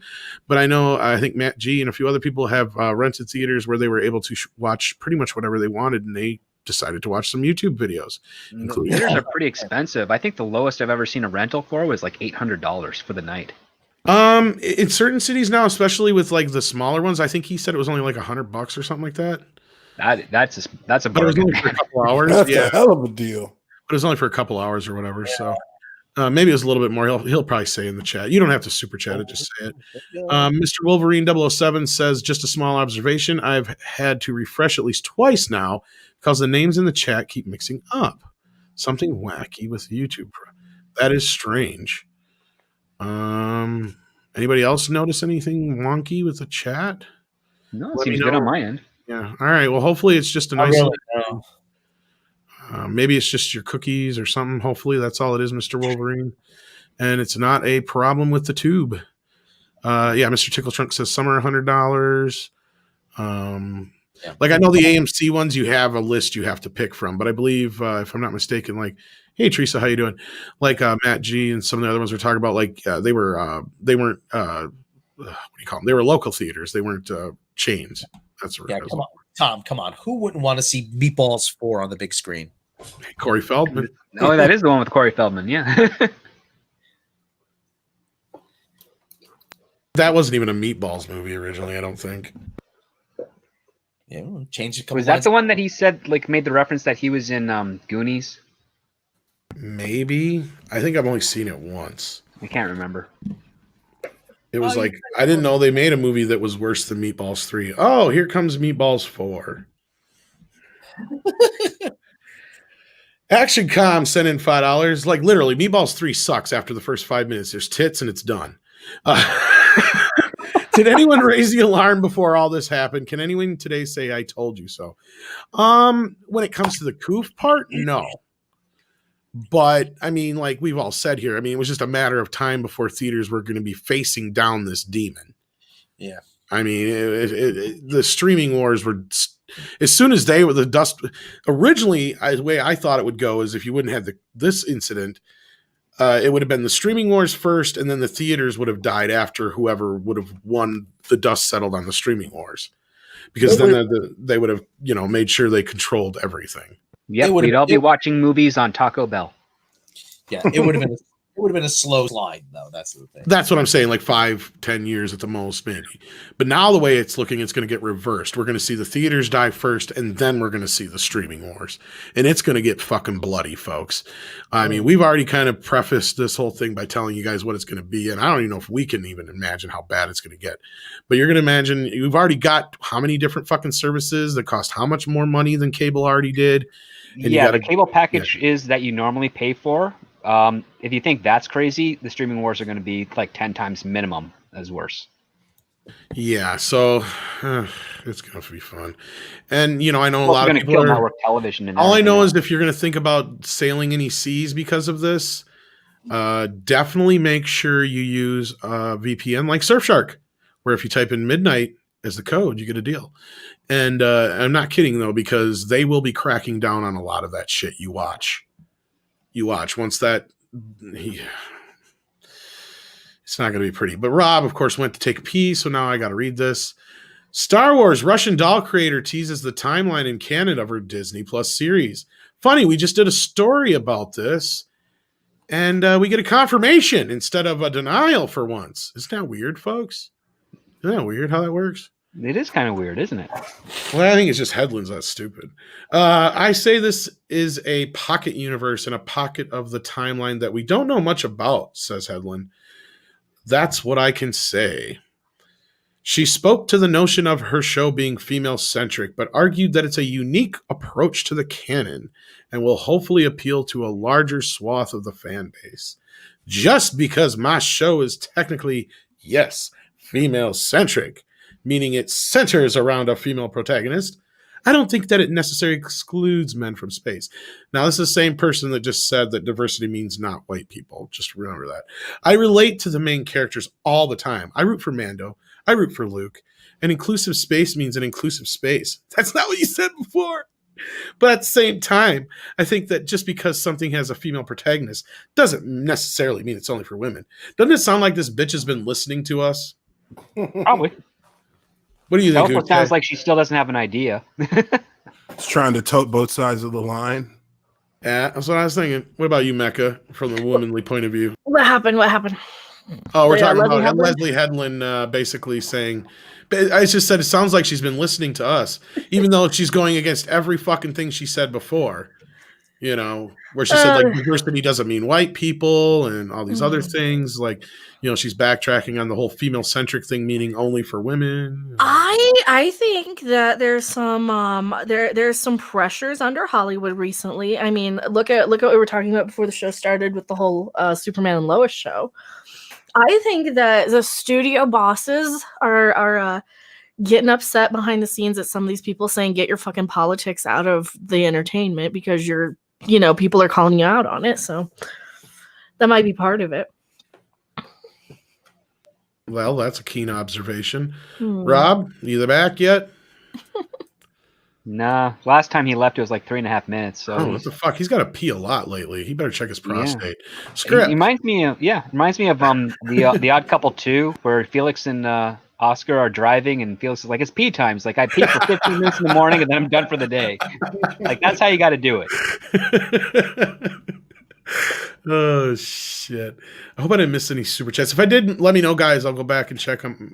But we got another one come in here now with $5 from Captain Palsy. Will the streaming wars be worse than the Microsoft wars? Yes, much worse. Yeah. Oh, sadly. Begun. The streaming war has. Now you're back, Rob. Well, Squarehead is playing both sides of the fence here. I Oh just boy. got through half this article and I'm about to finish it. She then Now- goes on. Oh, go ahead. I got a Rob. question. I got a question. Was this article from that interview that she did with that YouTube channel that had like 1,000 subscribers? Mm, Possibly, because she just did. I saw Vara Dark tweet out about this, so I'm sure she probably did a video. Tom, I have a Midnight's Edge exclusive. I have Leslie Headland's Star Wars theme song. Ready? Here we go. I guess somebody sent it to me this afternoon. So here we go.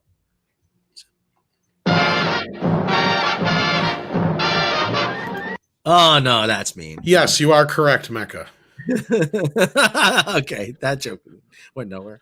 Yabba dabba doo! Headland. She's got a square head, squarer than Fred Flintstone's head. That's me.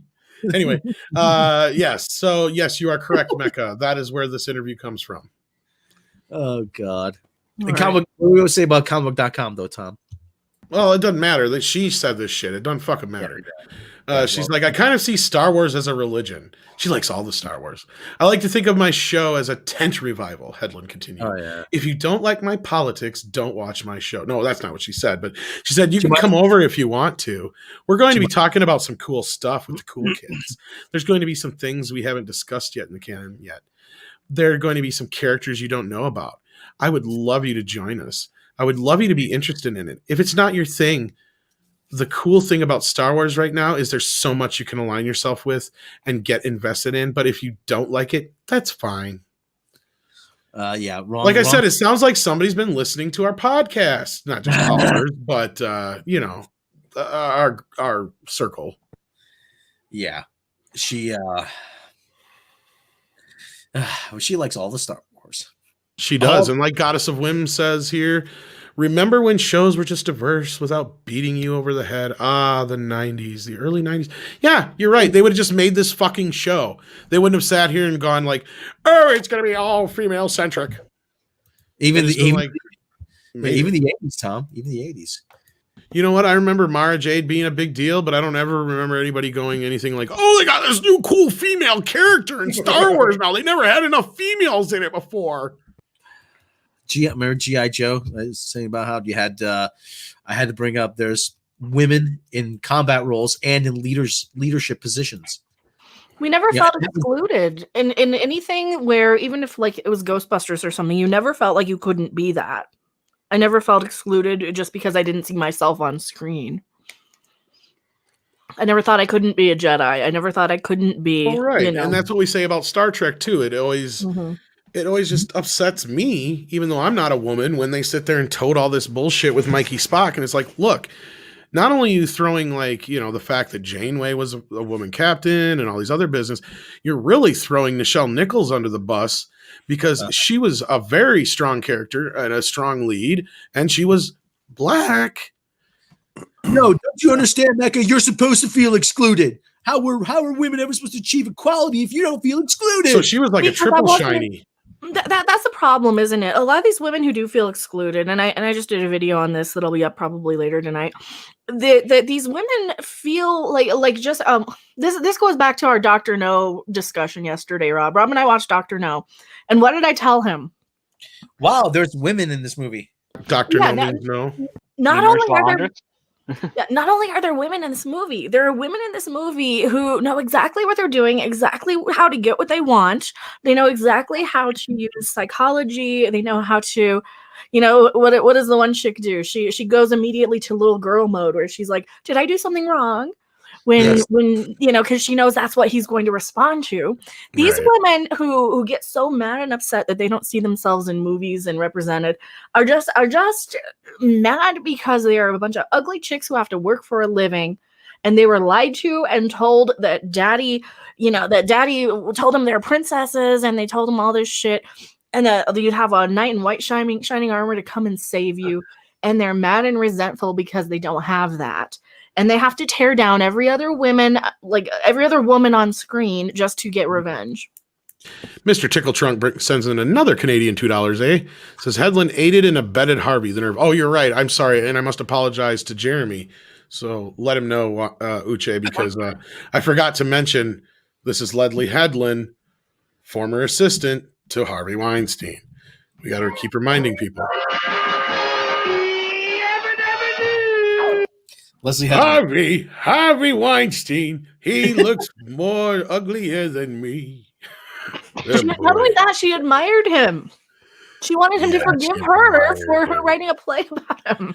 But yeah, that's the gist of this article here, which is from that interview that Mecca's talking about. So it's an article from an interview where the creator of the show has not yet created the show because she has told you literally nothing about the show. that the show is it even green lit? I mean, is it even?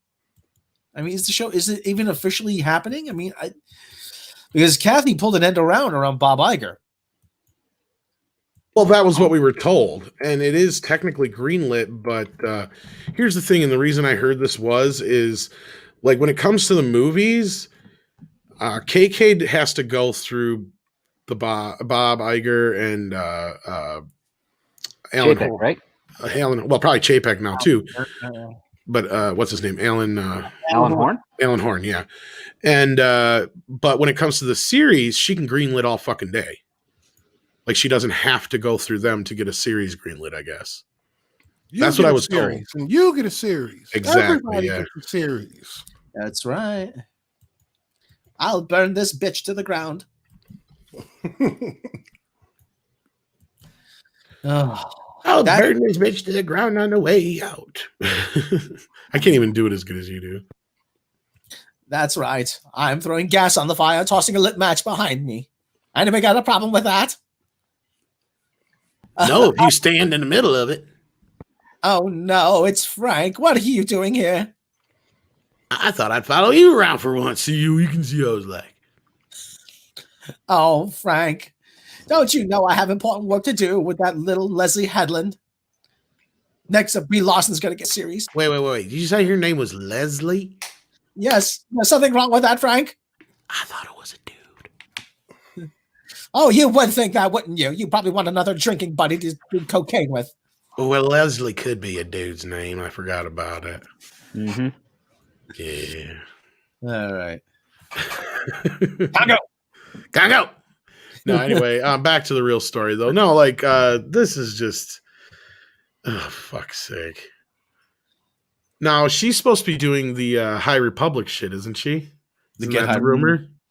Yeah. Leslie Headland? Yeah, isn't that the series she's working on? With No, I don't think. I thought that's still listed novel series. They haven't gone to any sort of media, live action media or animation media for that yet. Okay. They actually changed the character designs. Because from those like non-binary designs they were. Yeah. You got a link? I'll share them. Character changes. Let me see. Yeah. And we're not talking fan art. Yeah. Look at some low-key changes. Pirates and Princesses. Okay. To the Get High Republic. And here you go, Tom. Still shit. It's still gonna be shit. It's gonna be those dollar novels you see at like Dollar General. Transcendent Cthulhu Ralala. I'm gonna tell you right now, man, I feel your pain. And if I ever get to make Congo 2, there will be dinosaurs. And sharks. It's gonna be called Congo 2. Apes of Wrath. Congo. Oops, wrong one. Oh shit. I didn't miss any super chats, did I? I think you're caught up, yeah. Okay. All right, because I'm going to jump into this deal here from the High Republic. And then I don't want to keep Uche too much longer because I'm sure you got some shit you got to do too. Go get some snacks from the gas station. I hear you, man. And I did hear back from Josiah, and he basically kind of said basically they still have no clue. He was going to try and give us an update if he could, but as of this moment, they're still trying to get to the bottom of it. So that's the latest on that situation. But yeah, now we've got from Pirates and Princesses, Lucasfilms low-key changes. This is recent. This is just a month ago. Website? Yeah, I think so. Okay. Oh, yeah. Yeah, that was the first match that came up with when. Yeah, that's a little bit of an improvement. Yeah. At least it looks like a woman. I don't know what the fuck that is. David Bowie's like, I was thinking David Bowie looking at that. I've run so far. I'm now a Jedi. Bounding into comics has them. We're like, we can be heroes too. Like that. We can be heroes and Bounding into Jedis. Yeah, Bounding into comics. Actually, no, they have the fan redesigned ones. Yeah, that's not bad. That's not as bad at all. Yeah. It looks Star Warsy. It looks a little more Star Warsy. Okay, yeah. Bounding It into also comics. looks like the proportions are correct. Yep. Those Okay. proportions are correct. Here's more of them from Bounding. So, Always one of my favorite lines in Jaws. I don't know why. God. You see that? Those proportions are correct. He looks like a human and not an alien. That's all distorted and stretched. These now look like they're geared toward animation. Yeah. Oh my God, that is ugly looking. What the? Who the fuck drew that? Well, keep going. My God, the face is all off. What the fuck? The eyes aren't level. Yeah, everything's all not level. I think somebody whacked her across the face. They're making fun of stroke survivors. That's what they're doing. Oh shit. Yeah. Oh, that looks like a kid. That one's not so bad, but it depends on if it's supposed to be a kid. Hey, if it ain't Baby Yoda, I don't care, and I don't even care if it is his show. I just like him. See, now there's a show I'd watch right there. So this one. See, that looks like something out of like the 80s. Straight She-Ra, up. yeah, I think that's Yeah. a Stephen Wayne design. Yeah, that's the Steven ones. Yeah. I can fucking hear the She-Ra theme. Yeah, I don't like the cape, but No capes. No capes. No clips. I like that. That's pretty good. That's cool. I'd buy that figure. I might have for $1. Okay, what's that guy's name? Skeeter? Skier. Sector or Sekir? Skier? Is it? Yeah. Skeer. And then Avar, Chris. Avar, she's the best as Avar. Oh, she don't look so annoying now. She don't look nearly as much like you know who. Well, I just see people. you know who's got a new Nissan commercial now.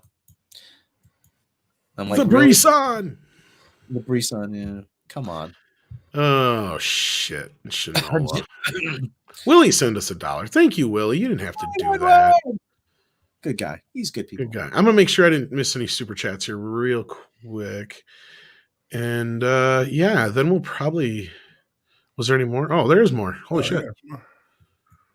Those look cool. Mhm. Yeah, Well, that looks like a guy. Yeah. What's wrong with that? Oh, Finally. that looks way better. That's better, yeah. who's not beaten down and downtrodden, emasculated.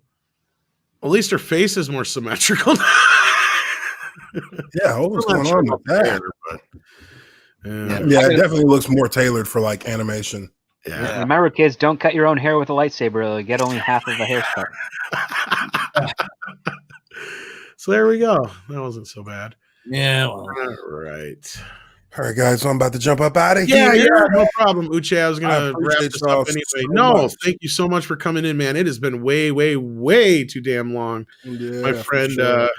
So definitely, anytime we're doing anything, just come on in, and if you ever want us for anything, just let me know. You know the drill. Yes, You sir. can- I appreciate it. All right, man. I appreciate You you. guys have a good one. Talk to y'all later. You too, and tell Take it easy, Josiah. Uche. Hopefully everything goes well. If I don't talk to Free him first. Josiah. Exactly. Thank you, Uche. Check out Uche's channel if you haven't already. The Observant Lineman. That's right. All right. So thank you, Uche, for coming in. I don't think we missed any super chats. Don't think we did. So I think we're good. Let me double check though. Other than that, was there any? Oh, that variety thing. You wanted to bring that up, didn't you, Mecca? Thought we already kind of talked about it. Just that they're doing more layoffs and stuff. Oh well, yeah. That's Again, the happiest place on earth. unless you work there. yeah. Unless you work there. Miguel Hernandez sent us in $5. Says the difference with the streaming war is that people can choose the services they want. Everyone is going to survive. Free services have more users. Yeah, but what they're going to do is they're going to make sure that there's a lot of stuff that you can only get. Certain, we already see it. You know, you can only see certain things on Netflix or certain things on Amazon or Disney Plus. It's the beginning, and I get it. It's going to be easier for those who don't care and who are just going to, you know, sail at high seas but use a VPN. Like, sure. I would say that Peacock, the current model for Peacock right now, seems to be the more favorable one because they have 3 tiers. They've got the free tier with ads, like commercials. You got your secondary tier where you get some less ads and more exclusive content. And then you got your full paid tier with no ads at all, and you get access to everything. And I think that's the more options for an individual person who may be on a budget, the better for making more revenue. I don't think anybody told me yet whether or not all of Saturday Night Live is on there yet or not. I have not checked that out yet. Because I know they had a bunch of them, or if not all of them, for a while on Hulu, and then they disappeared. Yeah, I want to see some of the classic SNLs because one of my favorite sketches is with John Belushi takes out his samurai sword and accidentally cuts the guest star. Oh, we missed Captain Hare's super chat. I apologize, Captain Hare. I had a feeling we missed at least one for some reason. If they got the politics and virtue signaling out of entertainment, I would starve. We need more, specifically more things that hurt Rob. You didn't say mwah. I just had You heartless bastard. Sorry for missing that. No, the hairless bastard. The hairless bastard. That's right. It's okay. Rob kind of deserves it. Now what do you do? I don't know. Same thing he always does. What didn't I do at this What point? can you do now? Okay, I think we're up to speed, and I do apologize again for missing that, Captain Hare. I hope you're still here, because I don't see you in the chat no more. I did not mean to miss that. So if you see this on the replay, or if you're still here, just let me know. And I apologize again. I do hate to miss super chats. So yeah, unless there was anything else there was to gab about, other than the Pedro Pascal's bad fucking take. Oh my god! Oh yeah, It doesn't even deserve attention anymore. Like, let him go, do his thing, go away. He is over. He is upstaged by a puppet, and nobody would care if they replaced him with a stunt double and a voice actor. Hey, I suggested Nathan Fillion will take over the role. Yeah, he's a Canadian Pedro Pascal, and he has more of a fan base. So yeah, he's a better actor. He doesn't even have to show up half the time. Like, just do everything in ADR, you know, have the stuntmen. Yeah, but he'll also make his own Mandalorian armor because, like me, he has a hobby in building things. Yeah, but we just can't let Ryan Johnson anywhere near the Mandalorian. So, yeah. So, like, as always, you know, Ryan Johnson. We all know how he feels about Baby Yoda. I hate that stupid puppet. So we know you do. And Action Calm comes in again with another $2 super chat. Rob, how low will Hollywood stars paychecks get? I don't know. And I said coming in. Hey, phrasing. The only way they're going to be able to do it and here's the thing. You basically got to put everybody on almost like a salary, like the what's it called? Like the old studio system? Kind of like well, what I'm trying to say is contract work. Not contract, but what's the minimum wage? And I'm trying to think of the word. Scale. Like, yeah, basically everybody should probably take scale, which makes it, you know, fair across the board as far as like the actual grunt work on the film. But say like your top 5 actors in the film, in exchange for taking scale, get a percentage of the box office. And then if you can keep the overall and this is how Bill and Ted managed to make money. Like, really, Bill and Ted did very well. Yeah. And it'll continue to do well because it's coming out on video tomorrow. And it has, you know, all right now it's all gravy. Anything this movie makes from here on out is gravy. They also have honest accounting in it, as far as I can tell. Right, too. right. Well, that's because you didn't have this. The studio just distributed it. They weren't behind the film. And that's the thing is, and it's weird that, or I wouldn't say weird, but it's probably for good reason that, you know, guys like, Jesus Christ. Keanu Reeves and Alex Winter. You know, yeah, and Ed Sullivan has specifically decided to go this route because, you know, Ed's still bitching about the fact that Sony claims that Men in Black never made a dime. Yeah, that's BS. But yeah, I know. And it goes That's into just tricky accounting. Yeah. Yeah, and it just depends on what kind of did you get the net or the gross. There's that aspect of it too. There's always the bullshit that goes in. They'll do whatever they can to screw you out of your money and keep the money in the studio. And I'm sure you know a lot about that script. Oh yes, you have to be very careful. You have to have good lawyers, good accountants, and read everything you're negotiating very carefully because studios, again, because everything is kind of produced on margin, like it's mostly loans. Studios will do everything they can to try and keep as much money into the people that get paid for the film, as opposed to the talent and producers and directors and all those others involved. They just need to make sure that they can get those numbers to a certain point where they can maintain their investments and maintain their lines of credit and their eligibility for more borrowing. It's all very, very peculiar. And to the Super Chat's question, eventually the whole dichotomy of how actors run as a business in Hollywood is going to have to change too, because a lot of actors, especially your bigger name ones, they start individual production companies of their own. And the reason they demand such high salaries or payouts for their films is to pay the staff of that production company so that they can find more films to further their career. And if we go into more of like a traditional studio system where there's like a scale or at least a weekly type of paycheck, so to speak, for actors who are under contract for a few years to make a couple movies with a studio, you kind of get rid of that other business model, and then that changes the whole world of how Hollywood operates. So you won't have 40 assistants to Robert Downey Jr. anymore. You just have Robert Downey Jr. and his small entourage and his wife, and he's working for Disney for 5 years. And then once that contract's up, maybe he'll go negotiate something with Warner Brothers or with Universal or with Paramount or what have you.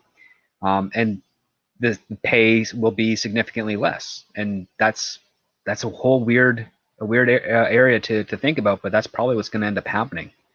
Well, they have no choice. And the reason why I always bring up actors first is because that's where most of the money goes. Yes. And like Forbidden Ruin says, a sports salary cap. That's kind of what they're going to need, is just like an actor's cap.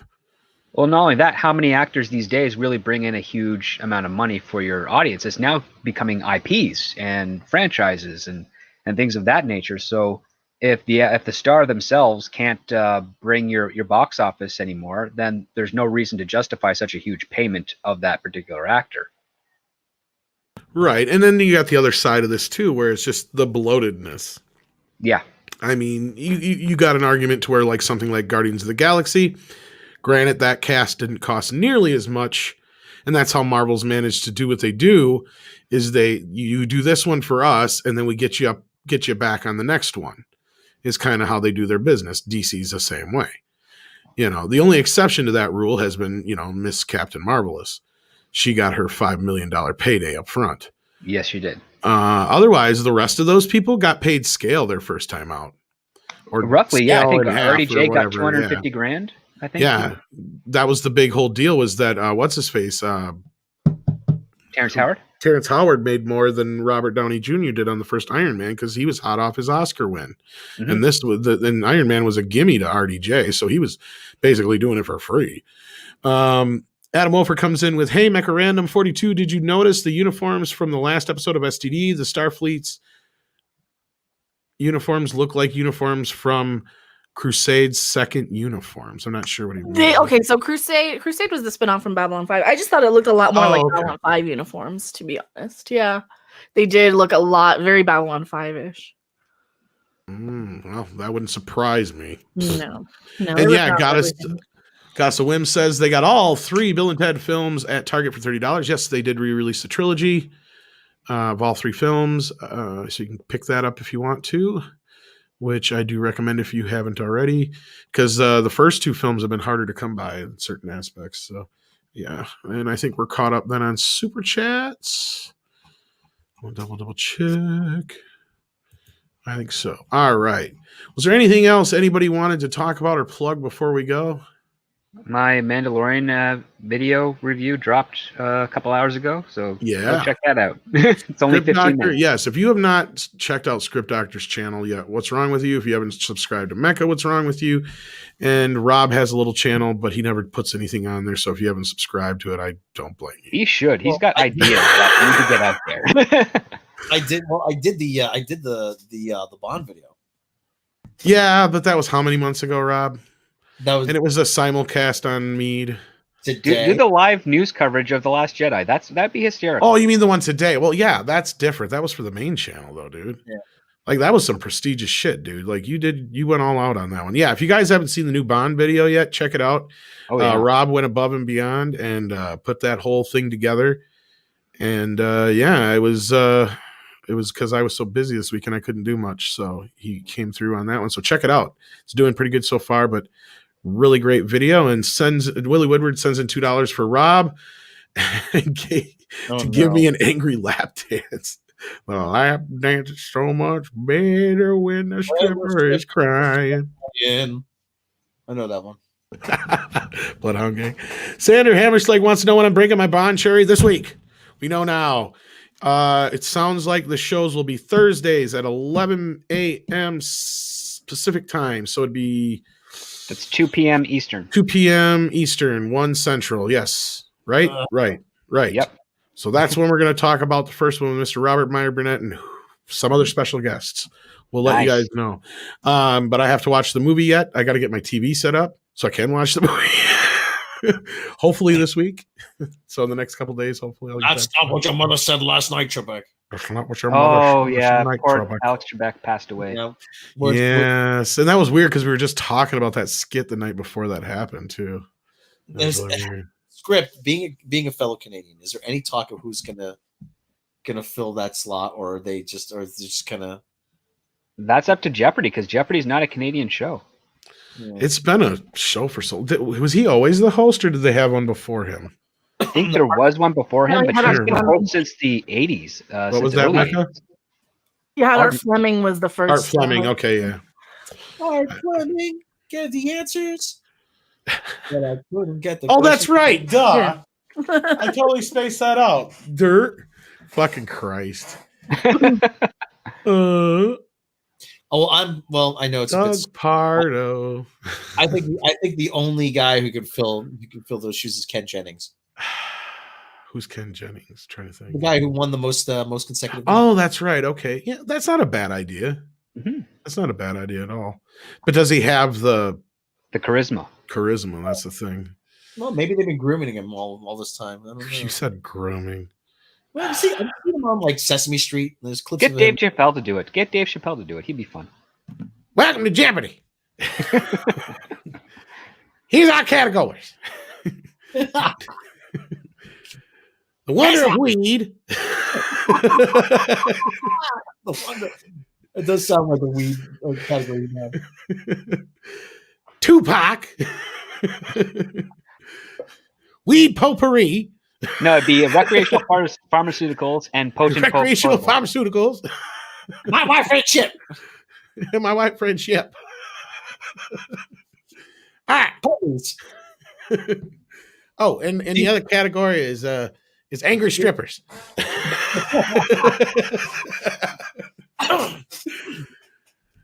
What do you get when you ask for change? Bill. Angry stripper? That's correct.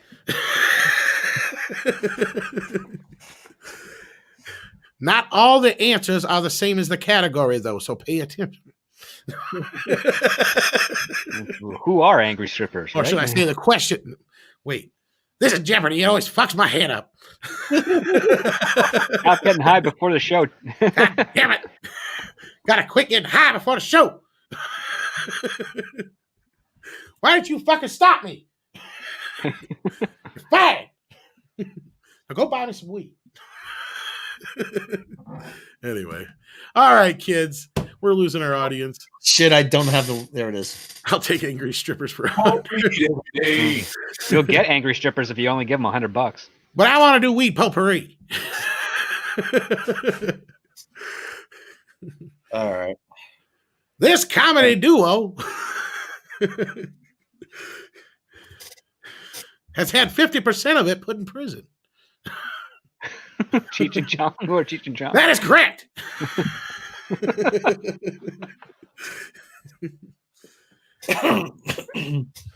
Weed potpourri for 200. I don't care who picks it. I'm just saying it.